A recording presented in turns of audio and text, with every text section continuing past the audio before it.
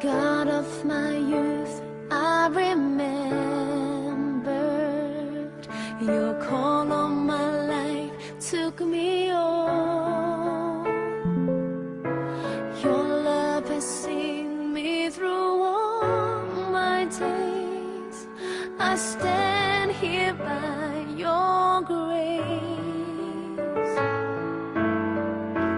On this altar I've written my life, tells of a story I have with you, my Lord. I want the world to know,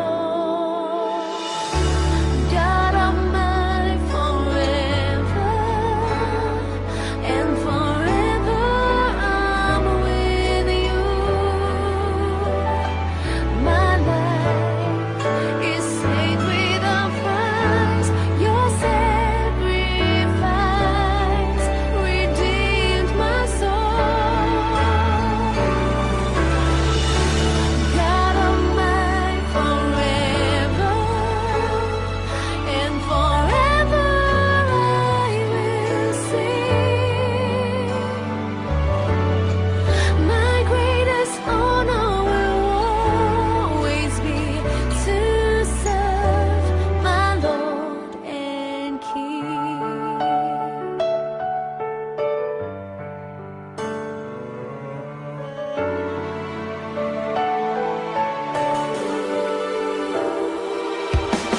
God of my all, I've surrendered. My heart finds its rest in your words. Praises will not be enough to show how my love for you has grown. Nothing matters when you're here with me. In the end, just to hear you say, well done, bowing before your throne. God of my forever, and forever I'm with you. My life is saved with a price. Your sacrifice redeemed my soul. God of my forever, and forever I will sing. My greatest honor will always be to serve my Lord and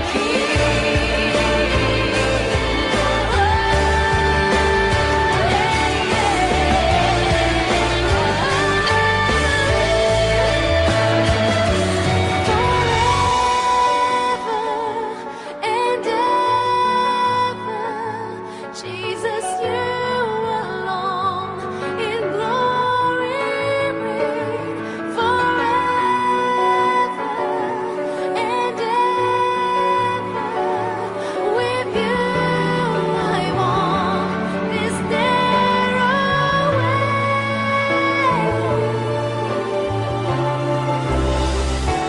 God of my forever, and forever I'm with you. My life is sacred, a prize. Your sacrifice redeemed my soul. God of my forever, and forever I will sing. My greatest honor will always be to serve my Lord and King.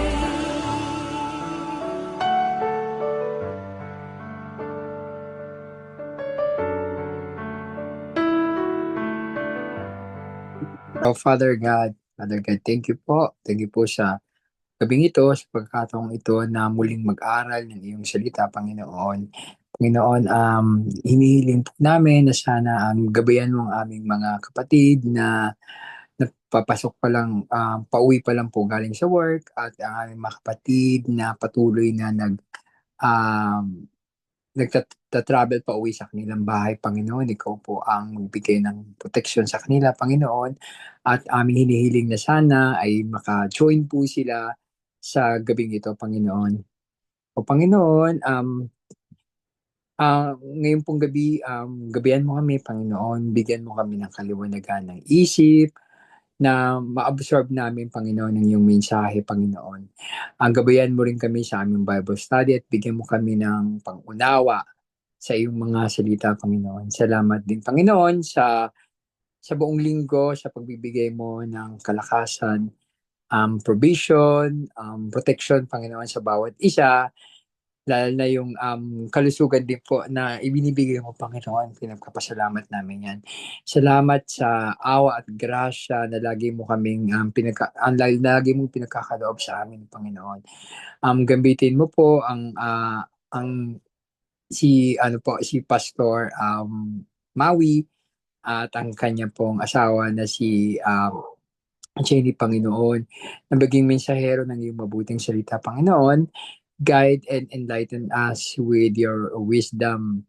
And also, si Maui din po, itago mo po sa iyong likod, Panginoon. At sana po maging inspiration siya and lead us, Panginoon, at sa aming mga brethren, Panginoon. Ipinagpapasalamat po din namin, Panginoon, ang buhay ni Maui, Panginoon, na iyong gamitin sa oras na ito. Ang lahat po ng ito ay aming itinataas sa iyong pangalan. In Jesus' name we pray. Amen and amen. Amen. Thank you so much, Kuya. So, sa gabing ito, pag-aaralan po natin ay nasa Judges chapter 3 na po tayo. Yes! Yan. So, tatlong no? Magigiting na lalaki. So, ang pag-aaralan kasi natin ngayon is si Othniel, si Ehud, at saka si Shamgar na makikita natin sa Judges chapter 3. So, kung pupuntahan natin sila, ito po siya. Siguro, aralin muna natin tong Judges 3, 1 to 6. Yan, sige, basahin natin. Ah, tigdalawa na lang. Mauna muna ako. Tapos si Jenny. Tapos si Kuya Rizal.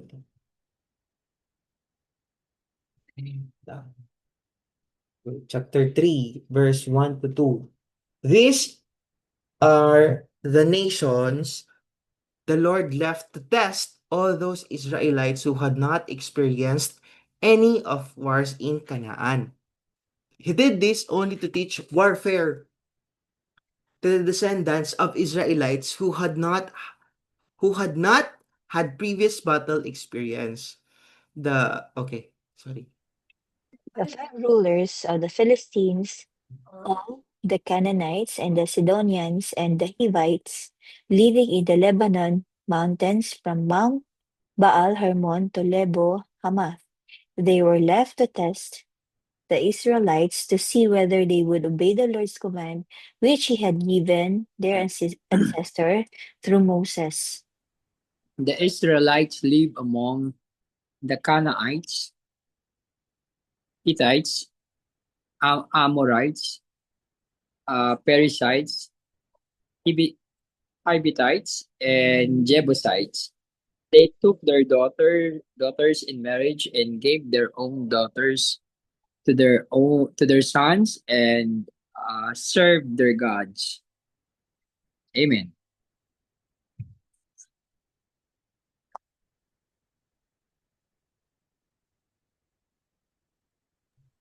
So, ito yung background na nandun 'di ba, nagkaroon ng war sa Kanaan para sakupin sila lahat. Tapos naalala niyo dati ano yung instruction sa kanila? The instruction is show no mercy, huwag mag-intermarry, at saka um, tanggalin, wasakin lahat ng high places nila, altar, 'di ba? Kaso, hindi yun yung nangyari.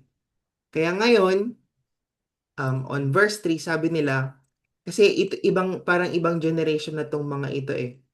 May mga, ito na yung mga generation na hindi nila na-experience na um, ng warfare nga, sabi niya dito. Who had not experienced any of the wars in Canaan.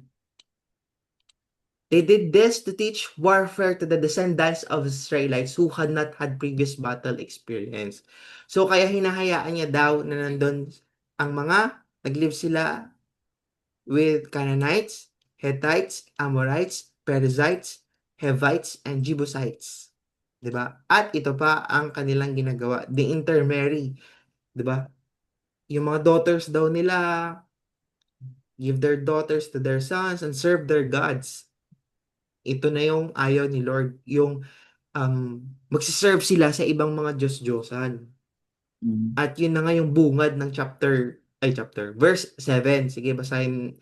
Punta na tayo dito sa kwento ni Othniel. So, tatlong karakter kasi yung mapag-aaralan natin sa gabing ito. Si Othniel, si Ehud, at saka si Shamgar. Very short si Shamgar. So, dito muna tayo kay Othniel.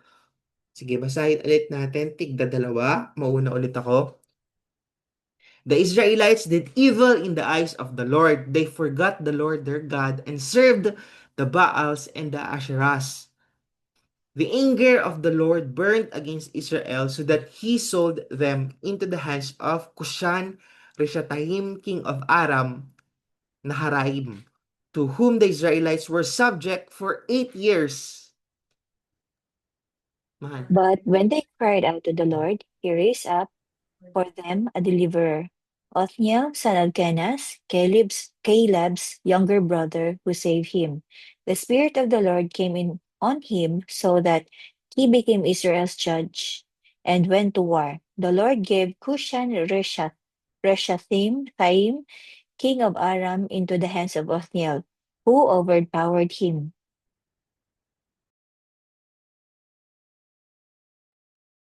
So the land had peace for 40 years until Othniel, son of Kenaz, died. Eto. Yun, so, amen. So, yun yung, kung observe natin yung pattern, yung Israel lang, they did evil in the eyes of the Lord. Kaya nagalit ang Lord. Ngayon, meron silang under slavery sila ni Naharaim, king of Aram. Aram ata, Syria is common ata ng Aram, if I'm not wrong. So, yon. At sila ay subject for 8 years. Ngayon, gano'n naman ulit for 8 years. Tapos magka-cry out na naman sila. 'Di ba yun yung pattern? They did evil. They will cry out. Then the Lord will... Yung purpose niya is they did evil, tapos i-deliver sila sa kaaway. Then after that, iiyak sila kay Lord. Tapos bibigyan sila ni Lord. Ay, hindi ko marinig. Sorry po. Hindi na marinig. Kuya, narinig ako? Ngayon okay na. Kanina Ayun. malayo. So, yung pattern kasi ng Israelite is nang gagawa sila ng mali. Tapos ipapunish sila ni Lord. After ng punishment, magka-cry out sila kay Lord, Lord, bakit ganito, ganyan? Lord, i-deliver mo kami ganito, ganyan. Tapos, si Lord, maaawa siya sa mga Israelites. Tapos, magsisend si Lord ng judges or para i-deliver sila sa kanilang kaaway. So, tapos, after that, yun na naman ulit. Tama, mahal? Yes. So, tingnan natin tong specifically on this verse, no? Sabi nila, verse 7, the Israelites did evil. Hi, Ate Jack! In the eyes of the Lord.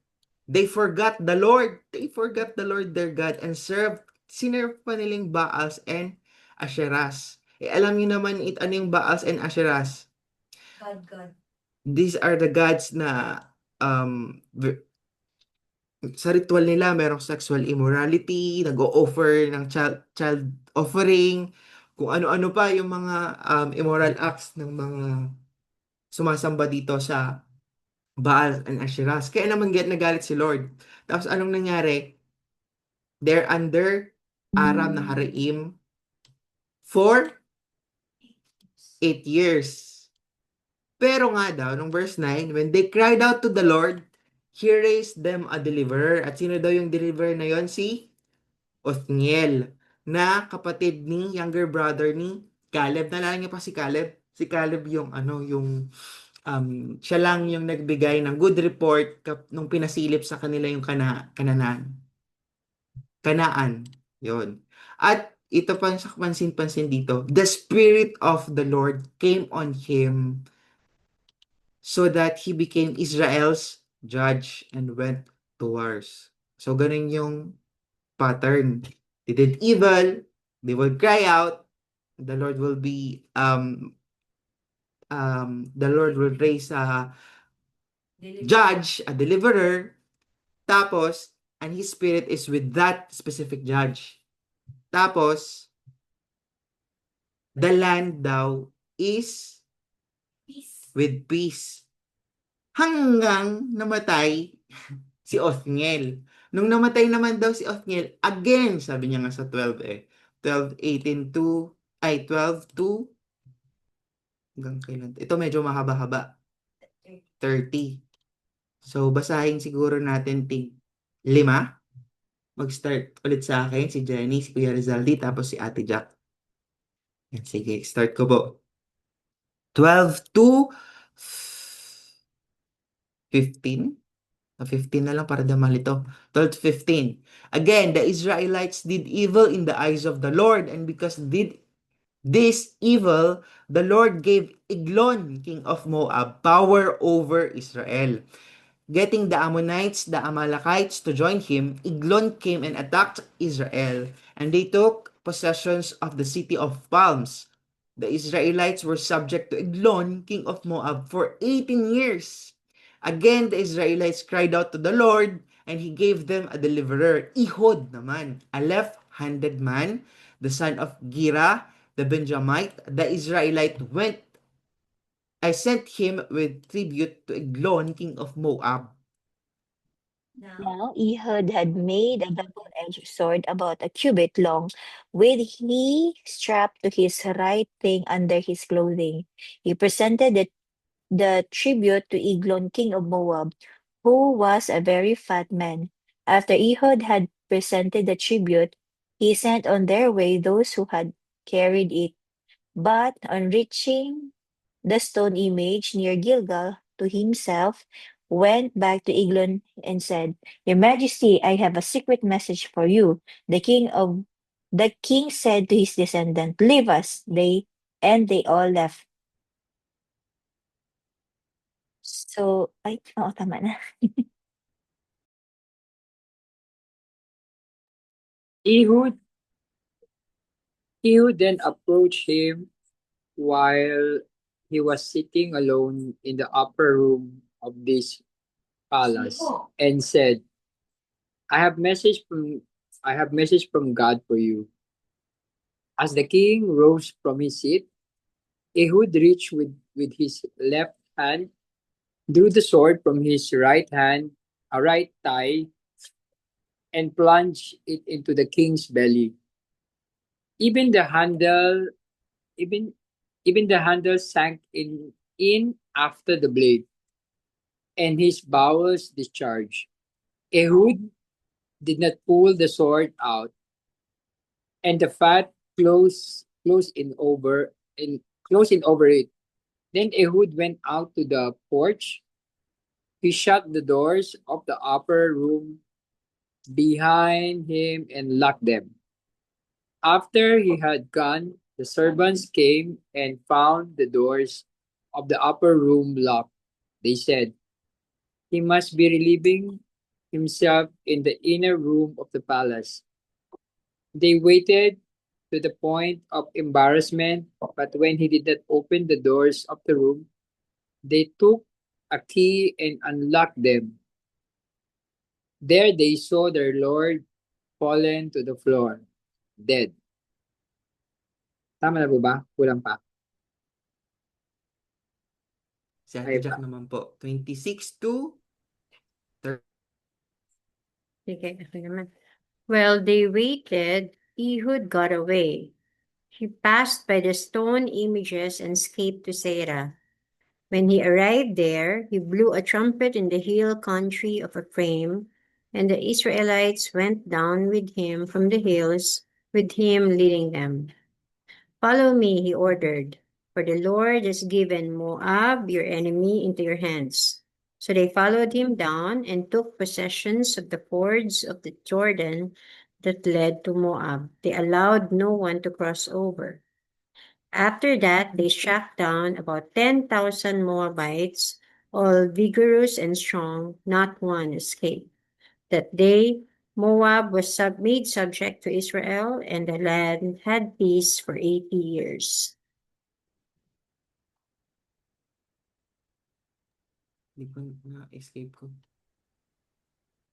Ayan. So, same ano naman, same pattern. Pero this time, sino na naman daw yung ni-raise niya?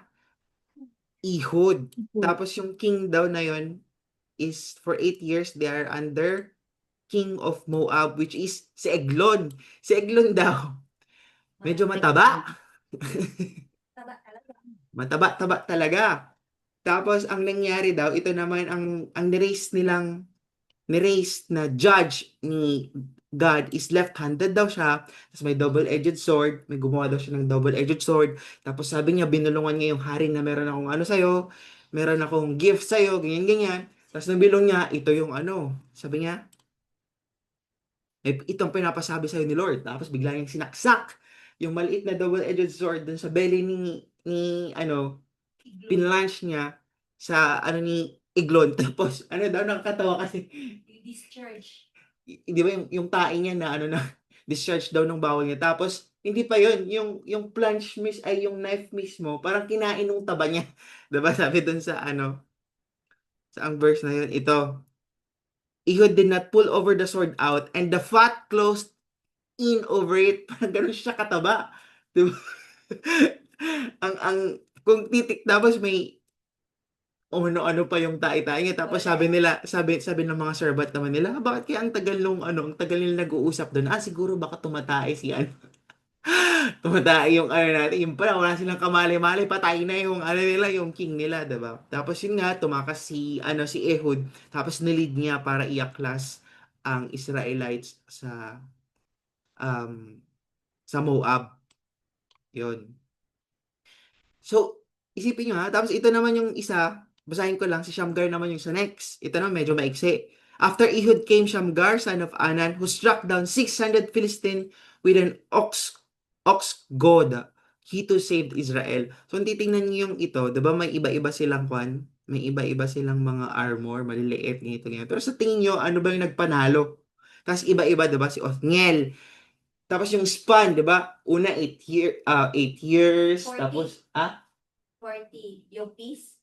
hindi yung yung under oppression sila. Magkakaiba, 'di ba? Yung iba nagtagal ng 4 years, yung iba 8 years, yung iba 18 years, 'di ba? Kung titingnan mo talaga, nasa response yung pag-raise ni Lord ng mga judges. Kasi kung hindi sila hingi hindi sila, they will not cry out to God. Walang i-raise na judges. Kaya ganun katagal, hindi siya specific na, after kwan, ibibigay ko ng judges. Hindi. Ibig sabihin, subjected siya dun sa Israel kung kailan sila hihingi ng mercy ni Lord. Tapos, at isa pa sa na-observe ko dito, iba-iba sila ng armas, diba? Iba-iba ng armas. Ito, si Othniel, hindi sinabi dito kung anong armas na ginamit niya Pero, siya daw ay younger brother ni Caleb, ganyan. Pero ito, in-specify yung yung armas na ginamit, which is double-edged sword na napakaliit lang, diba? Kung titignan nyo dito sa ganyan.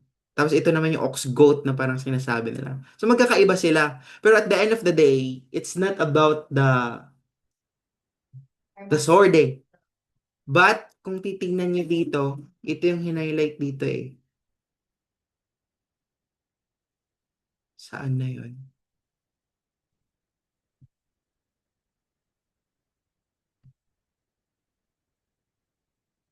Hindi ko na mahanap yung specific verse. Sabi niya doon yung, the Spirit of the Lord is with him. Parang ganun. Hindi ko mahanap yung specific verse. Tulungan niyo nga po ako maghanap. Anong verse yun? Taas. Ay, ito, verse 10. The Spirit of the Lord came on him so that he became Israel's judge. So, ganon. Yung anointing ni God, kaya sila nagwi-win sa battle. Yun. So, una, they win the battle because of the Spirit of the Lord. Tapos, kung pangalawa, bibigyan sila ng judge kapag nag-cry out sila kay God. 'Di ba? Pero ito yung na-realize ko. Ay, ito, question muna pala. Have we come to a place where God tested our obedience? Did we make Him proud or not? 'Di ba? Kasi dun sa verse, sabi niya na ginawa daw yon para i-test ang mga Israelita na walang experience sa war. Ite-test for what? Ite-test daw nila kung mag-o-obey ba sila or hindi. Pero based on this story, nag-obey ba sila? Hindi. 'Di ba?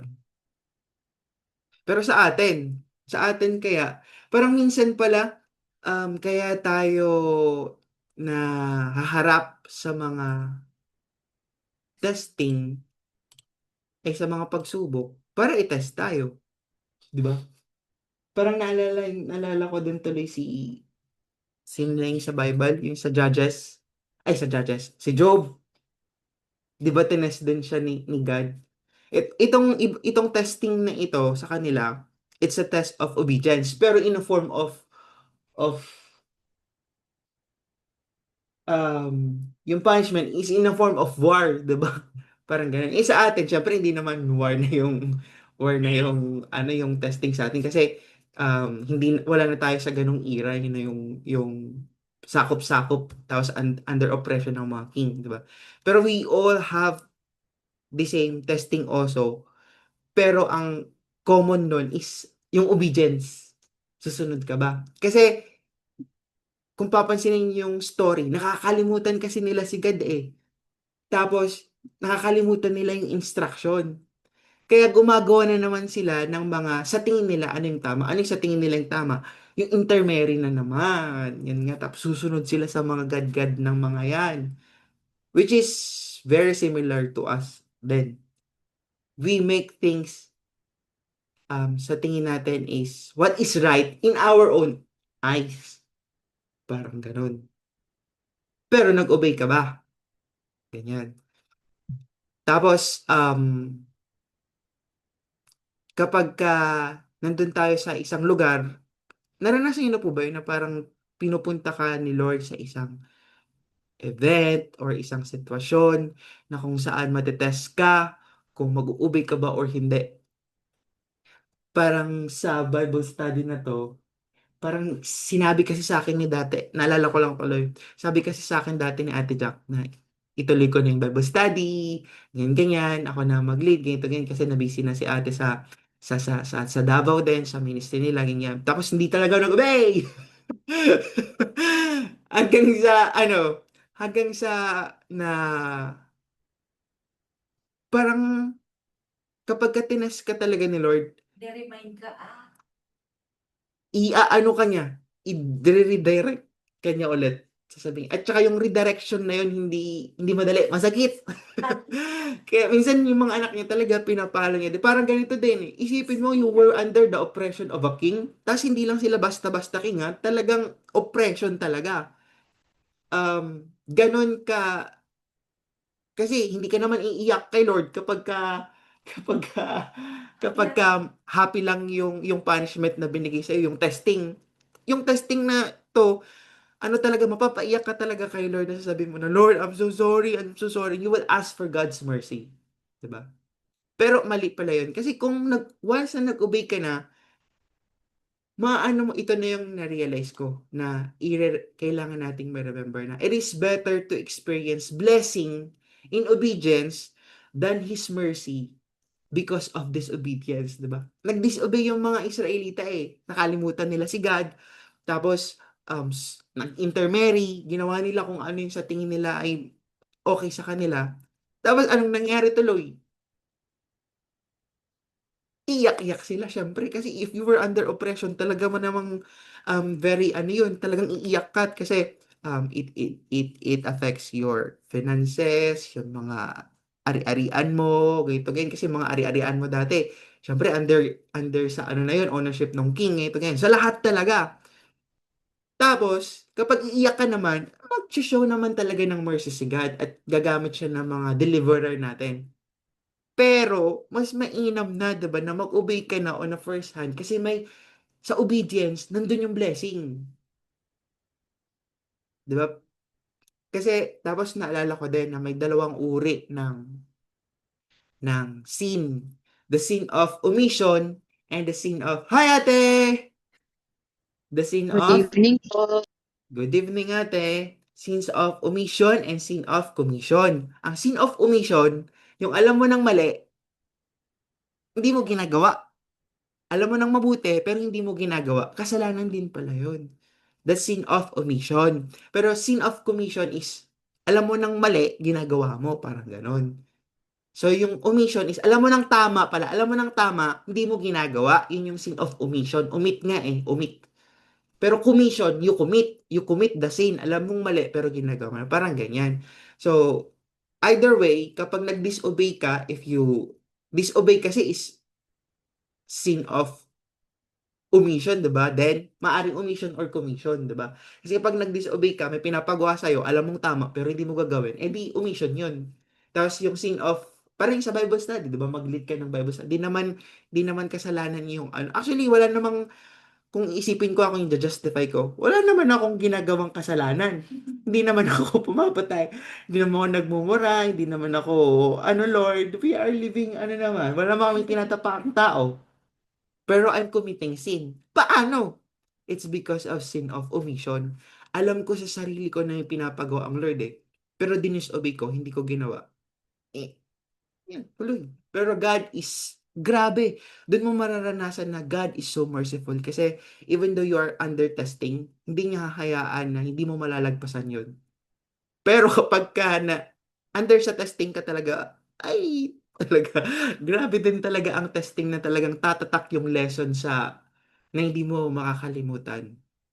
'Di ba? Kaya ito yung parang impression sa akin na it is better na ma-experience mo yung blessing ni Lord through obedience kaysa nag-disobey ka, merciful naman si God. Magsisend siya ng mga deliverers, helpers para ma-overcome mo yun. Pero mas mainam pa pala na simula't simula pa lang, mag-obey ka na kasi andun yung blessing. Kaysa nasain mo yung mercy niya na marireceive mo naman, maganda naman. Pero mas mainam pa rin ang blessing in obedience. Kaya yun po yung parang tumalima. Kumbaga tumatak sa aking puso. Ganyan. So, Mahal, could you give us a quick recap nung napag-aralan natin para kay Ate Tin? Okay, so ganito po kasi yon, Char. Nang yung mga Israelita parang parang nag-disobey sila sa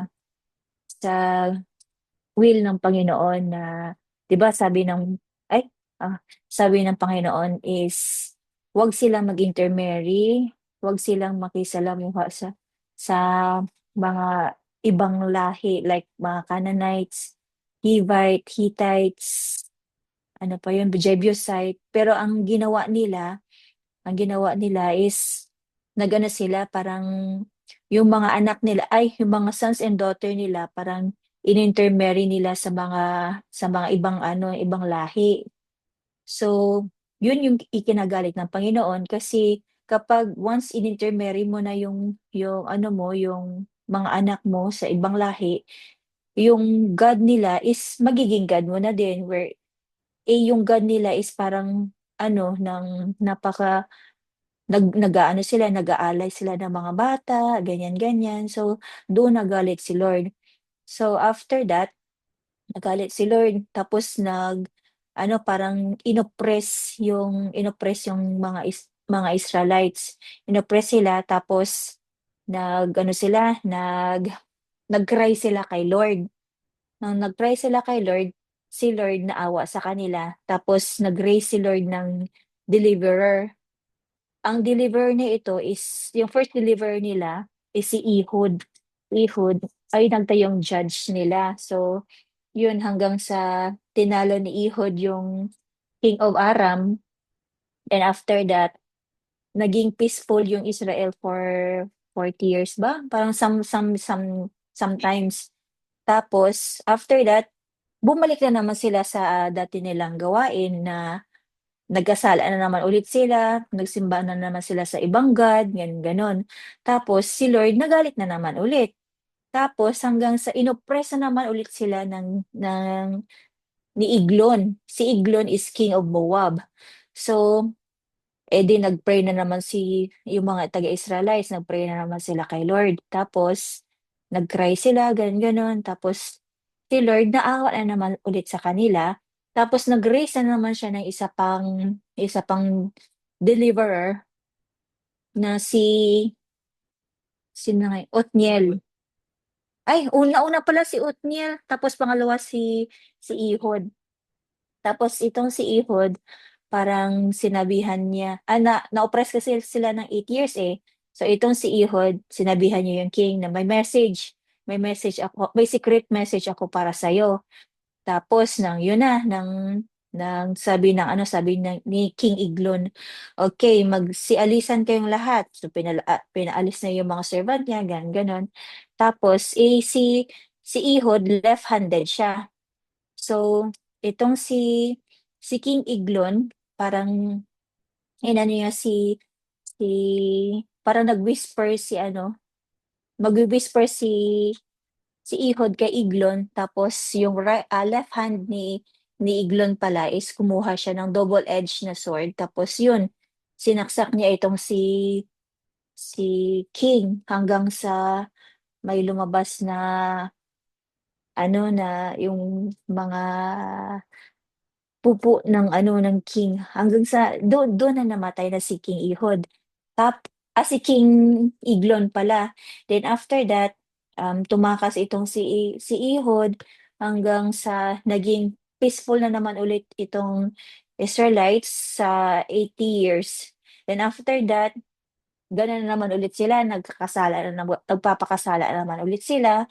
And then, siyempre, nag-cry out na naman sila ulit kay Lord. And after that, si Lord, nag-raise na naman ng isa pang judges na si Shamgar.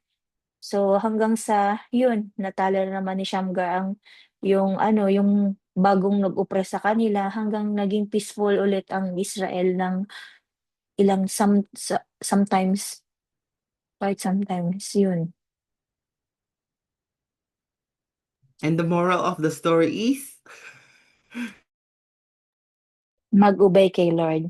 Kasi kung hindi ka mag-obey kay Lord, ipaparusahan ka niya ng bonggang-bongga. Char. Yun. Amen. Glory to God. Amen. Si Kuya Rizaldi kaya ano yung pull out of the day or natutunan, ganyan, or pwede iyad, ganun.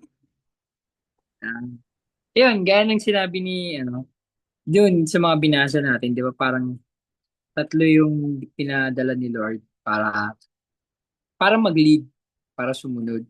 Pero kasi minsan talagang matitigas ang ulo talaga natin, di ba? Ayun. Kahit na maraming trials, maraming mga challenges na ibinibigay sa atin. 'Di ba? Ang hinihiling naman sa atin kasi yung pagsunod. Pero syempre, katigasan ng ulo, tsaka minsan kasi kumbaga, hindi kasi natin binubuksan yung puso natin para makinig. Minsan, Susunod lang for the sake na sumunod. Pero nandun ba talaga yung puso mo sa pagsunod? 'Di ba? So, actually, lagi naman talagang lagi talagang tayong sinusukat ng Diyos. Pero, sa katigasan, kaya minsan kailangan pa nating pagdaanan lahat ng challenges. Pero kung from the start, alam mo kung ano yung mensahe. Kasi minsan hindi kasi tayo nakikinig eh. Parang gusto lang natin yung magsalita, magsalita, magsalita. Pero hindi tayo marunong makinig. Pag makikinig ka kasi malalaman mo ano yung mensahe sa'yo ng Diyos, ano yung gusto niya ipagawa. Kasi minsan, ini-ignore natin kung ano yung gusto niyang ipagawa. Kasi sinusunod pa rin natin kung ano yung gusto natin. Tapos pag bandang uli, kapag may challenges nandiyan na iiyak tayo, magpe-pray tayo. Pero gaya ng sinabi ni Maui na very merciful naman talaga si God, di ba?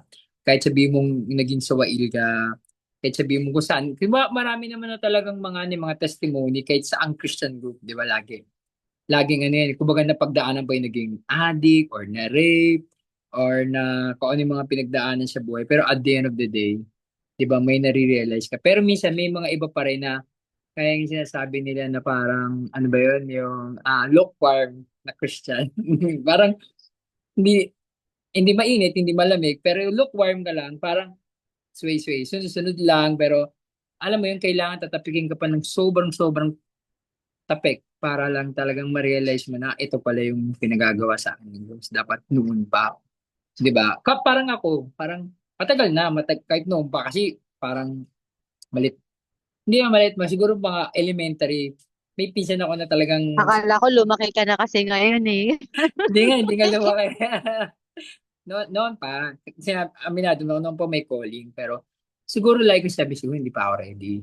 Siguro hindi ko pa parang nung bago ako nabaptize, parang ay hindi ko pa parang ewan ko kung dinadahilan ko lang minsan na sabihin ko na hindi pa ako ready, hindi ko pa. Tapos until yun nga nung kinausap ako ni Brother James, in-explain sa akin. So dun ko pa lang nasunod na kailangan pa. After na yun, talagang parang kang laging excited umattend sa mga Bible study, sa mga di ba? Pero syempre, hindi ko pa rin naman sasabing talagang full pa talaga. Parang minsan nakagawa ka ba din ng kasalanan.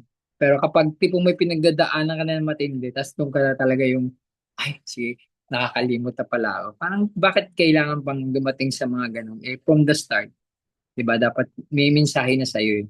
Ayaw mo lang buksan yung puso mo o ayaw mo lang kasusundin. 'Di ba? Kailangan yung mga tao, kailangan may mga pagdaanan pang mabibigat. Tapos doon lang magpo-fully surrender.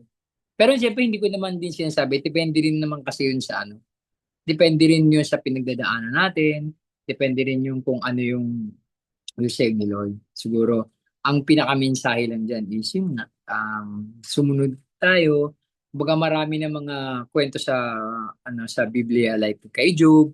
Yung kay Job is good example na talagang kahit ano yung pinagdaanan niya, ano yung mga pinaranas sa kanya, pero 'di ba hindi pa rin nawala yung pag-obey niya. So, yun lang. It's just a reminder kung ano yung dapat nating gawin. Kasi madali lang namang sumunod. Basta pag susunod ka, make sure na buong puso mong susundin. Kasi mahirap sumunod ka lang. Kasi may onte, balik-balik sa dati. Parang ganun.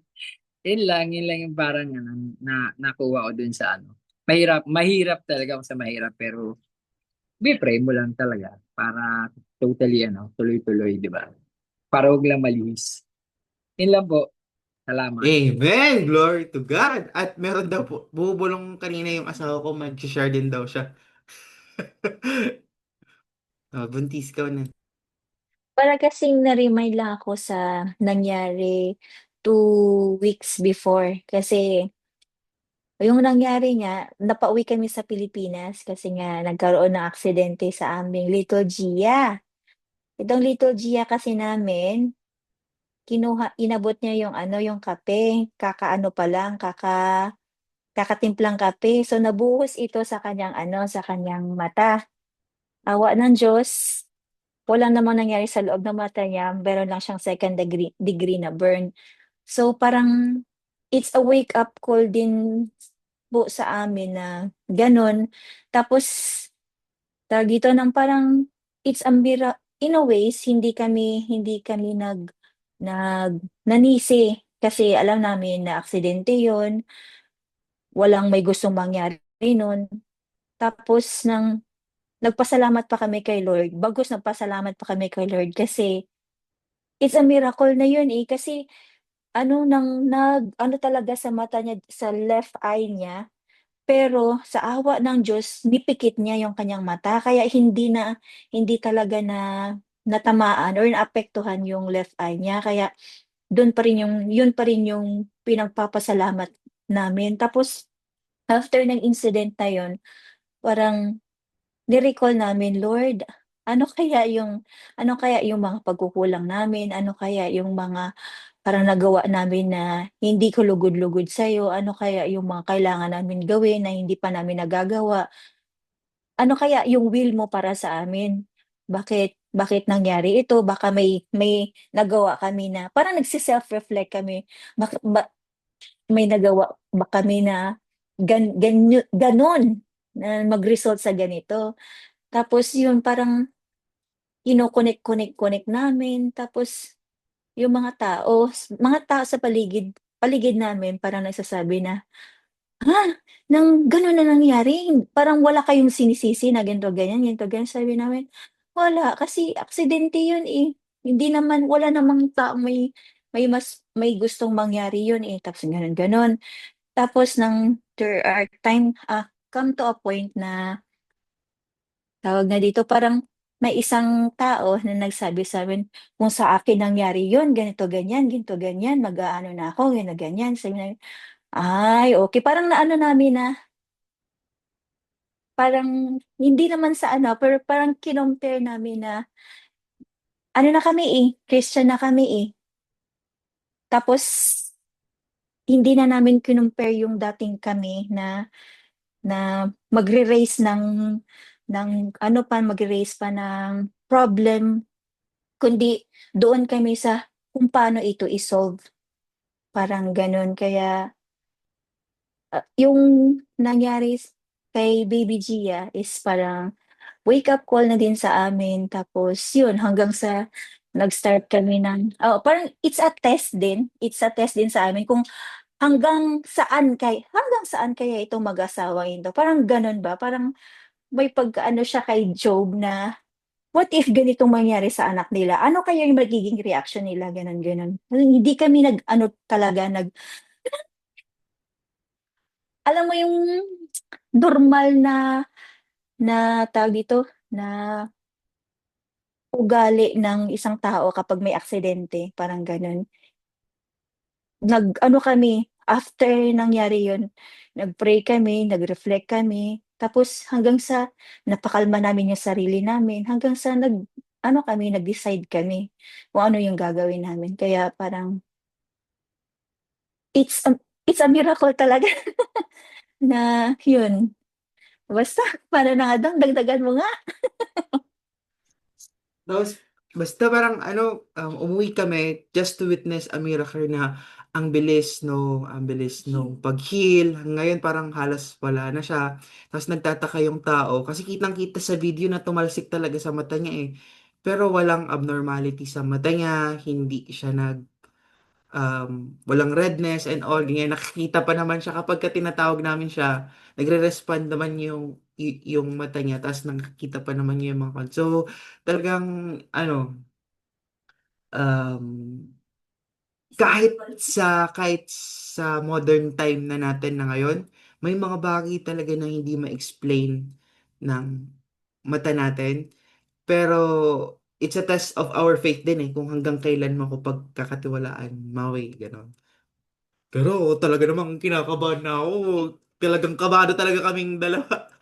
Kaya wala kaming ano, andito kami, wala kaming magawa. Kaya yun, napauwi. Yun tuloy. Ay, napakaskas ulit tuloy. Pero na-witness namin naman ang miracle ni Lord na pagka tumatawag na nakita mo ulit na ano siya, ganyan, ganyan. So it's a test sa amin of our faith hanggang kailan namin siya trust. Tapos it's a test also whether yung reaction namin, yung respond. And by God's grace and the power of the Holy Spirit, we're able to respond naman na with kasi wala ka din magagawa eh. Prayer lang talaga. very basic, no prayer, pero it's a powerful thing to do. Kasi it's a spiritual realm, nasa spiritual realm pa rin tayo. Talagang, di ba, ang gawa talaga ng kaaway is to destroy, to kill, to i-deceive. Kaya kailangan mo talagang i-pray kasi it's a spiritual battle. And you pray with talagang faith. Pray with faith. Yun. So, yun yung na-realize namin. Pray with faith. Tanggalin yung disbelief sa ano. Kasi minsan, inaano ni kaaway kung ano-anong inaano na ng kaaway. So, yung magugulat na yung anak nyo, ganito, ganyan, blah, blah, blah. Talagang kabalo kami.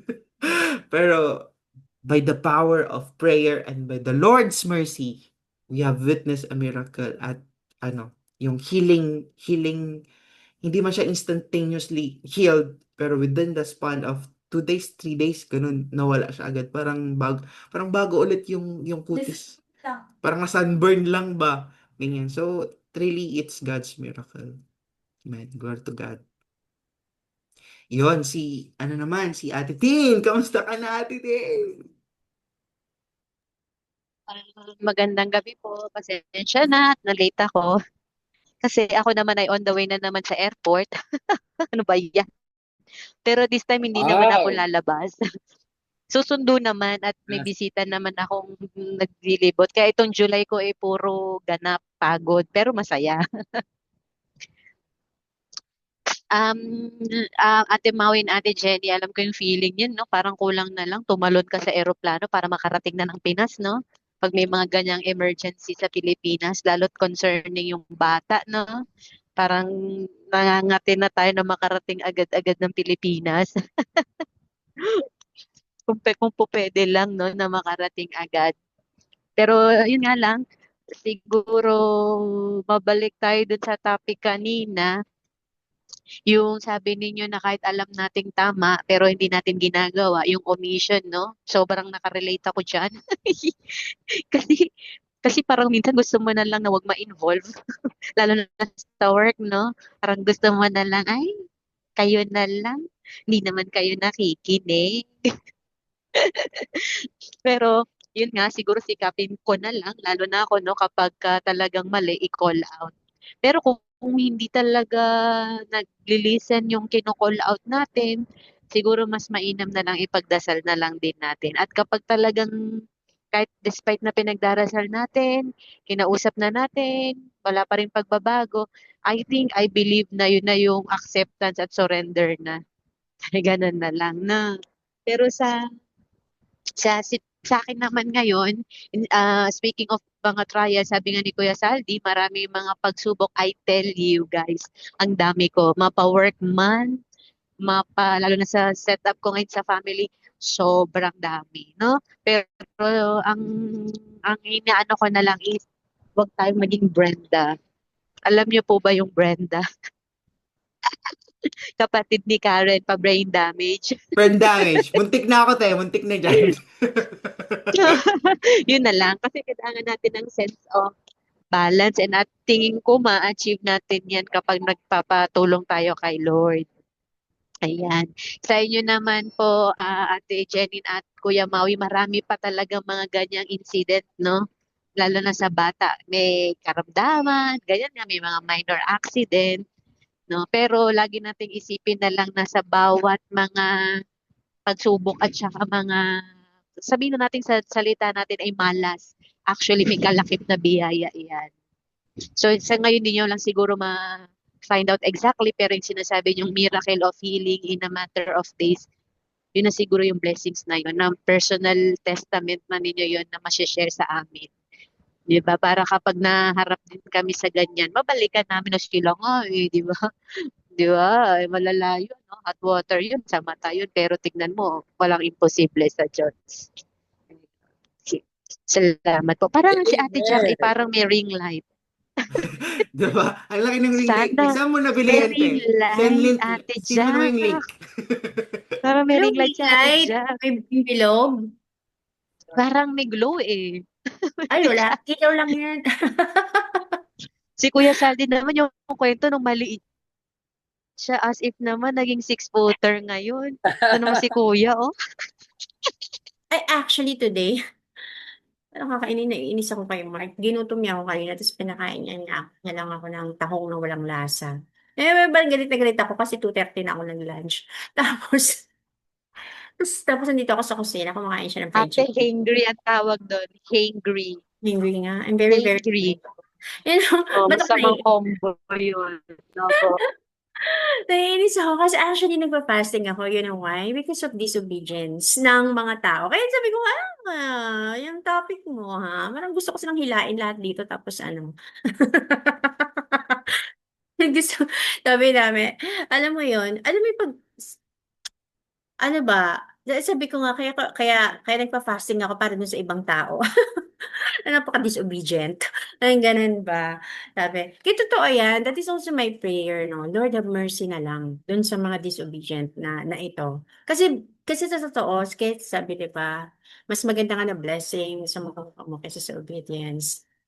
Kaysa mercy. Kaysa mercy that because of the disobedience. Um, yung pinakamahirap kasi, yung alam mo yung totoo, and yet, ayaw mong sumunod. Dun ako na-hurt ba? Yung parang, hindi naman kayo, parang hindi naman tayo manol sa katotohanan. Ano yung manol? Hindi naman tayo, anong tawag nun? Ah, ano ba yun? Mangmang? Ignorante.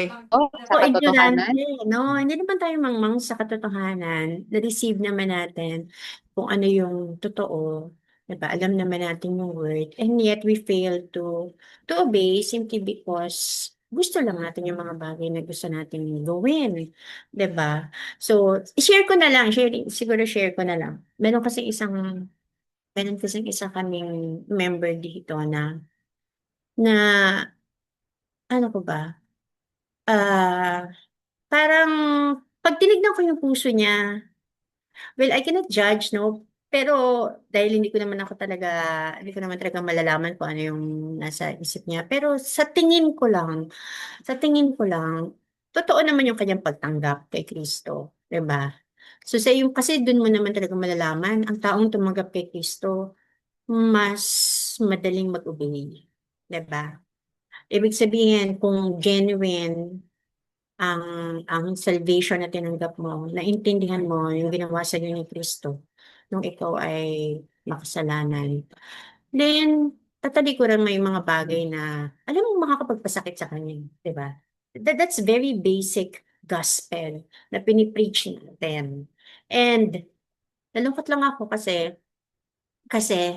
um you know, we can profess a lot of things. We can say na, uy, I can see the Holy Spirit working in me, na nagbabago na ako, blah, blah, blah.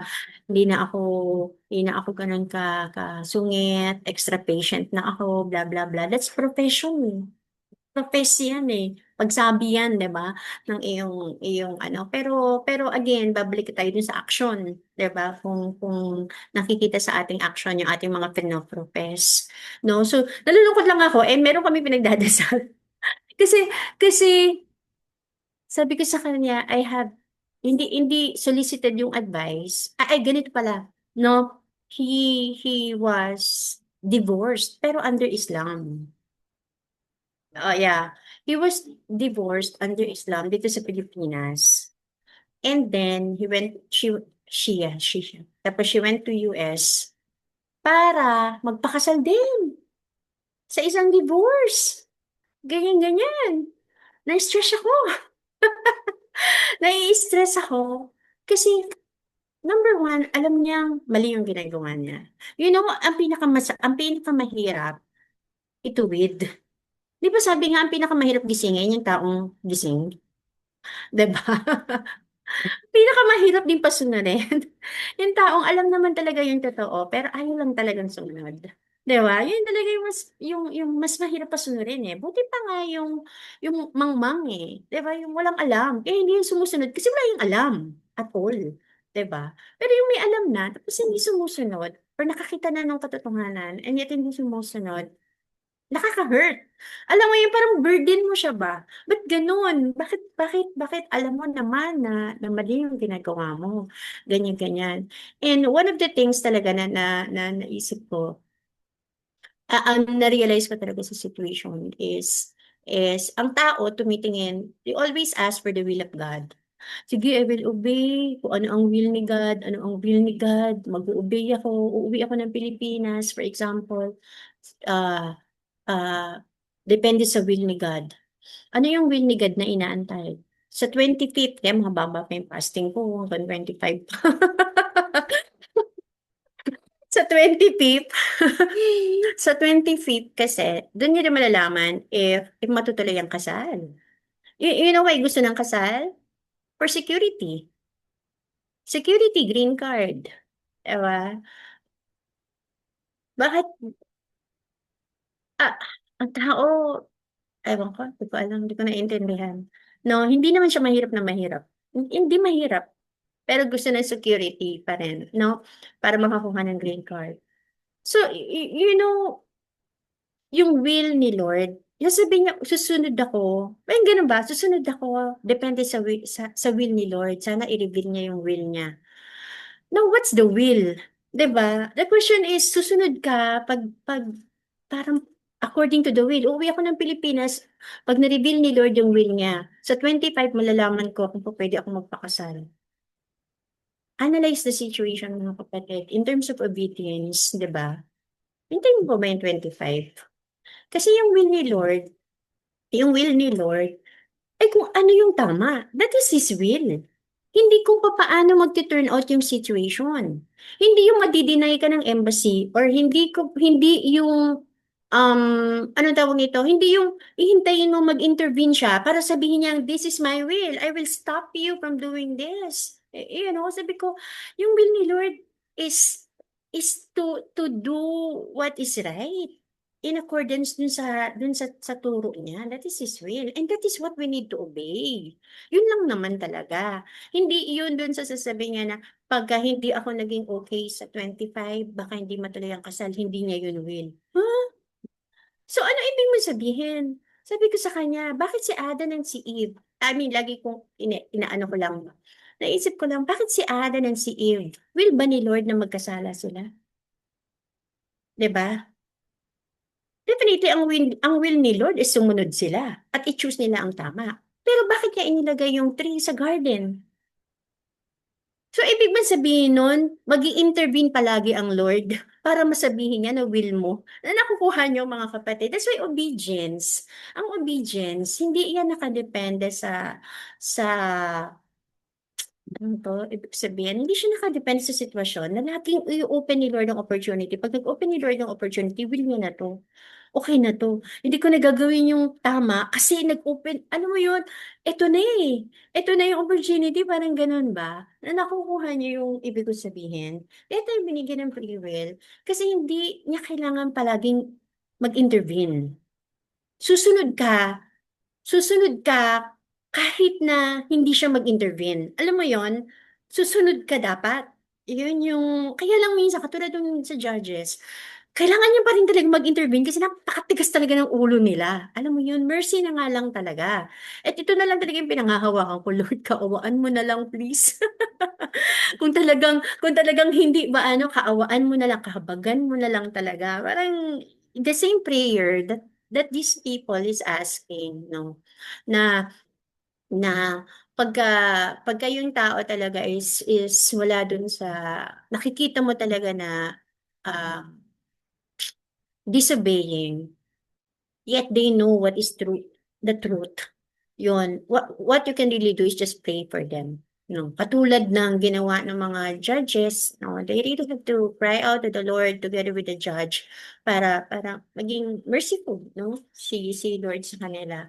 At ganun lang din yung role natin. Tayo bilang tayo, may sarili tayong obedience. Pag alam natin na pasado tayo doon, pero may nakikita tayong iba, eh, doon tayo magiging judge.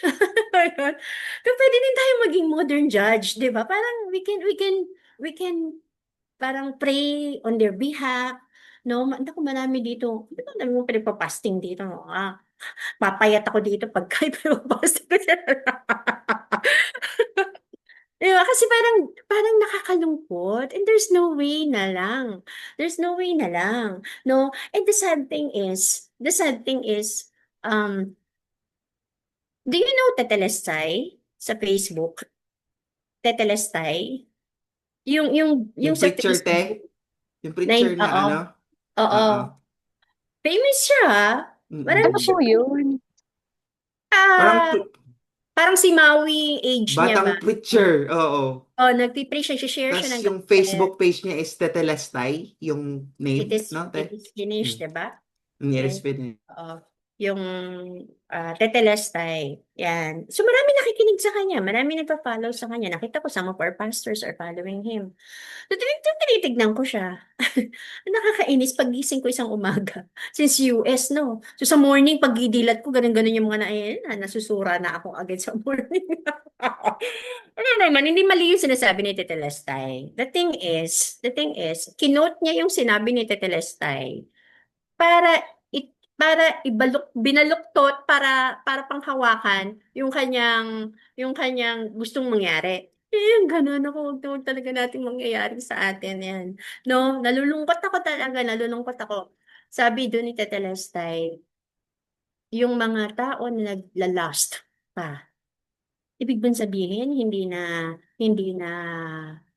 ano tawag lang, na-save, ganyan. Kasi naglalas ka pa rin sa flesh. No, meron ka pa rin sin na lust of the flesh. Ibig mo sabihin, hindi totoo na na-save ka. Ngayon, ganyan. Tapos yung pinangawakan niya yon, sabi niya, ay, praise the Lord, glory to God. Ganyan po ganun pa yung sister ba sa US? Glory to God. Na hindi talaga ia-allow ni Lord na parang masadlak ng kanyang anak. Ha, parang po ano yun? Saan galing yun? Saan galing yun? Alam mo yun? Ay, nako, sabi ko lang sa inyo, no? Minsan may mga bagay tayo talagang gustong gawin. Alam mo yun. Pero ang kailangan lang natin gawin is hihingi talaga ng habag at bahala na si Lord magdisiplina. Magdisiplina sa ganun, no? Um, we can be the modern judge, no, sa mga taong nakikitaan natin in these videos, especially peer leaders, especially kung tayo yung mas mature, 'di ba? Kung tayo sa kanila, no? So Ang hirap ate dyan. Pag ikaw na lang lagi ang nagbibigay ng pasensya, pang-unawa. No? Challenging, no? totoo, Grabe. totoo. Pero wala kang pero kailangan mo pa rin i-rebuke. No? Ako kahit, sabi ko nga, kasi mas matanda sa akin eh. Sabi ko, unsolicited advice to, pero bilang kinikilala mo kung pastor mo, sabihin ko to sa'yo, sabi ko sa kanya, na hindi tama yan. Yung gagawin mo, it does not speak of your faith. Maling-mali siya. Sabi ko sa kanya, hindi ko na nga in-elaborate eh. Naintindihan niya na yun. Naintindihan niya. Kasi yung tita ko na kausap niya, iba pa yung pagkaintindi. Akala niya gusto ko lang dalhin sa Christianity yung partner niya. Hindi, walang pakialam sa partner niya, hindi yung maging Christian. Ibig ko sabihin, mali yung ginagawa mo. Kasi in the eyes of the law, in the eyes of God, you're still married. And walang makakapag that is the will of God. Huwag mo nang hanapin. Huwag mo nang hanapin yung ibang will. Yun lang ang will niya, eh, 'di ba? Yung totoo lang, yun lang ang will niya. Basta sumunod ka lang sa gusto niya, yun na agad yung will. Hindi yun nag-o-open na opportunity, hindi yun will. 'Di ba? Hindi yun necessarily will ng Lord.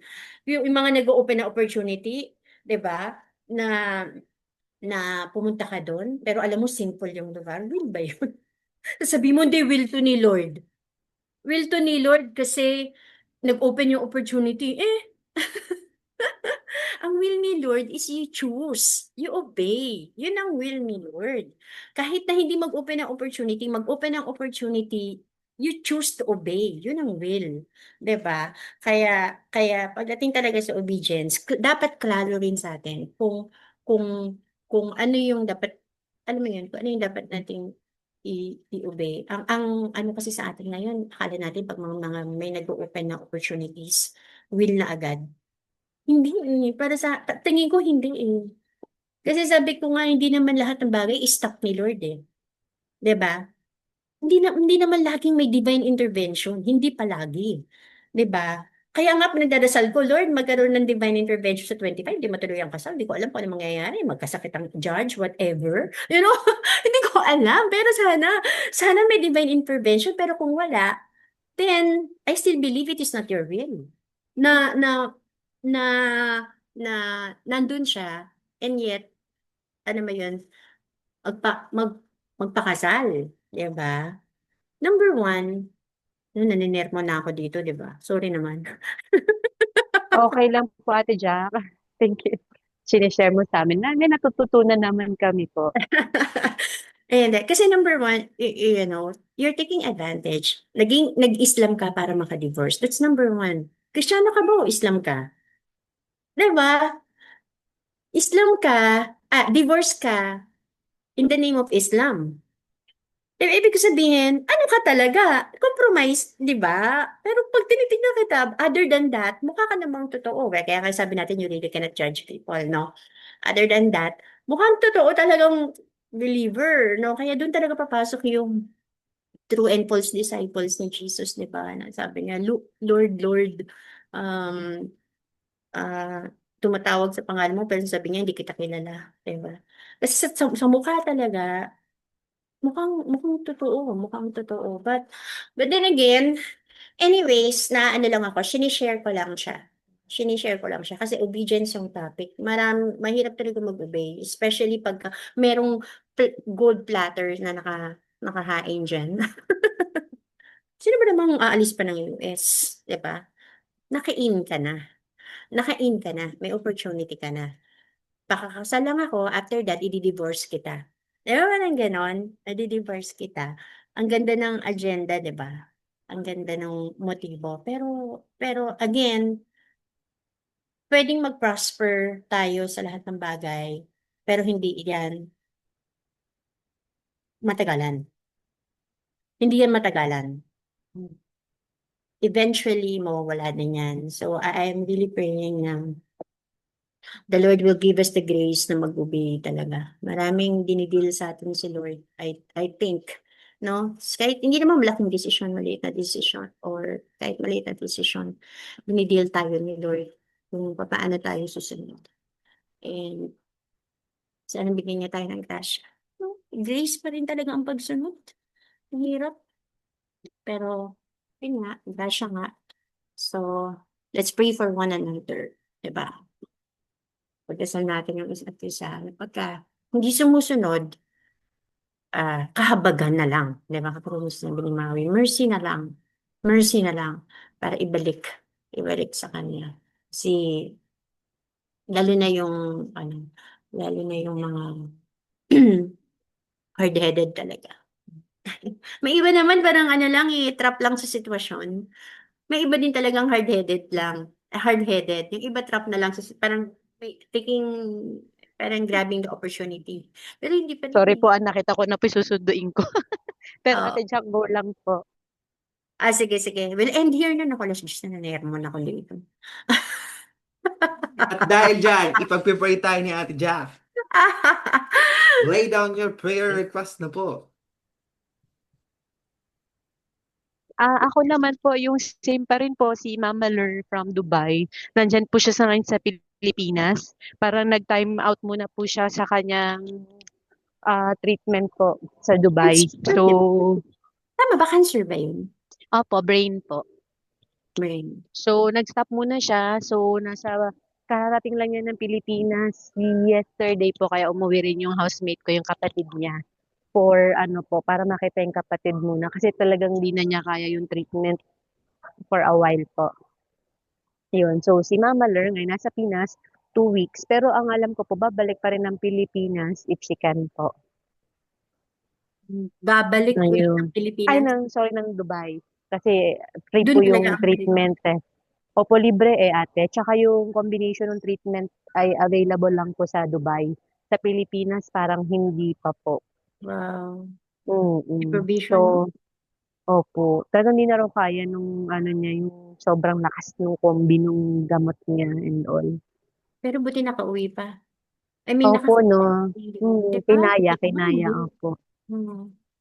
Kawawa din naman. 43 lang ate eh. Eh, shucks, ang bata pa pala. Bata pa. Wala silang anak. Kasi sir, ang background niya is nag-try sila magkaanak pero yun nga po, ang dami ininom na gamot.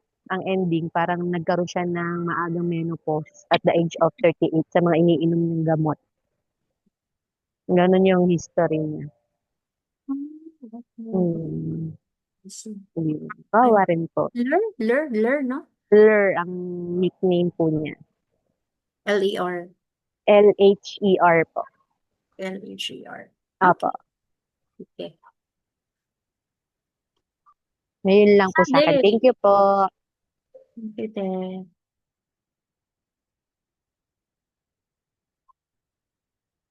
Si Kuya, kamusta si nanay, Kuya? So far, so good naman po. Hmm. Naawa at grasya ng Diyos.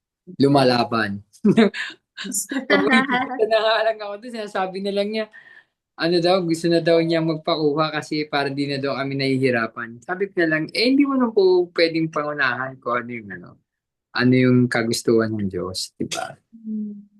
Papagod na daw siya. Pero sabi ko, hindi, syempre nasa ano yun, depende yan kay Lord. Kung ano yung hanggang sa ngayon. Pero so far okay naman. Ano naman siya, bumubuti naman yung kalagayan. Well, ilang beses na, di ba? Parang talagang sobrang bait ni Lord na parang, ano yun, lagi talagang onte, tapos biglang, ano may parang milagro nangyayari. Ayun, salamat lang. Yung ano lang po Ate Jack sa akin, yung aking pagpunta ng Singapore. Ayun po, hindi ko po din alam pa kung ano yung depende sa MOM. May ganun yun, depende sa MOM. Mukhang sila. Sige lang. Sige lang. Kung anong... Opo. Okay. Sige. Si Maui at si Ay, Chong. last na po. Ano lang po yung protection na kasi nung parang last week yung nabangga ako. Pero sa likod lang naman ng motor ko. Pero, bumangga sa akin yung four wheel. Pero so Gusto far, mo ikaw banggain ko ngayon dyan? Sinagsabihan na kita, matigas ulo mo eh. hindi naman, pinaprotection Ikaw lang. ah. Kailangan walang kumbaga, yun lang yung way talaga na Mas transportation. mabilis din, no? Mas mabilis din kasi Mabilis motor. po. Mabilis po talaga. Medyo Mas tipid. malayo, Makati to, Pasig. I mean, sa traffic. 3 hours, 4 hours, pag nagmumotor ako, mga 1 hour and 20 minutes. Pero pag katong umuulan, hindi talaga ako, sumasakay ako ng app. Pero kapag, okay yung weather, nagmumotor po ako. Kaya nga, malayo siya. Layo po talaga. Sige po. Sige. Ano ba to? Si Maui and si Jen. Ako tayong sa work ko, sa bagong work, yung Nakastart ka favor. na? Hindi pa, sa August pa. Tagal, di ba? Oh, yes, okay. Yun, God's favor na makasundo ko yung mga chwariwaps do. Yan. Ikaw, mahal. Si baby Fo. Uy, ilan mo na? 3? Next week, Next magta-3 week. na siya. Malaki na? Malaki na siya, ate. Malaki na ako. Malaki ako. Same lang. Parang pare-pare, ano lang. Same lang. Hindi ka pa talaga yung sobrang Ate, oh, sorry ka. Itago mo na lang yan palagi. Tinatago ko. Tinatago ko siya. Kasi as in, lumalaki na talaga ako. Magana ako. I mean, kung ano-ano lang kinakain ko. Hindi gaya ng dati na na may may mga nausea ako. Ngayon, wala. Tapos kung ano madampot ko, kung ano maisip ko, lulutuin ko, kakainin ko, pabibili ko. Parang gano'n. Oo. Baka, kontrolin mo, baka naman lumaki ka. At yung baby. Yun nga. Kasi parang sa last visit ko sa Pinas kasi nagpa-check up kami tapos ang sabi ng doktor, sabi niya parang parang it's a miracle na din in a ways kasi parang may PCOS daw ako, tapos Wala nabuntis. naman. Kaya nga, kaya yun daw yung nilaki ko kasi Nakakataba daw ang nakakataba daw yung oo, kaya kailangan ko na din mag-control ng mga sweets. Kaya yun, hindi na ako nagde-drinks talaga as in tubig na lang. Yun, tapos yung ano ko, yung cyst ko lumiliit na siya ng lumiliit. Yun parang nadi-dissolve na siya. Kaya parang sa second pregnancy ko parang dito lumalabas yung mga kineme-kineme. Dati wala naman. Kaya yun. Tapos yun sana po ng Basta mainam. yung baha doon sa Kabangkalan. Sana tumila na yung bagyo. Yun. Sige, sige. Okay. Thank you po. Sige, let's pray. Yes, Jesus. Hallelujah. We praise you, Father, our heavenly and gracious Father God. Tunay na mabuti ka, O Diyos. Salamat po sa kabutihan mo, Ama. Sa araw-araw ng aming buhay, Panginoon, hindi mo po kami pinababayaan. Lagi ka pong nandiyan at lagi ka po namin maaasahan. Salamat sa lahat ng biyaya, Lord, na ibinigay mo sa amin.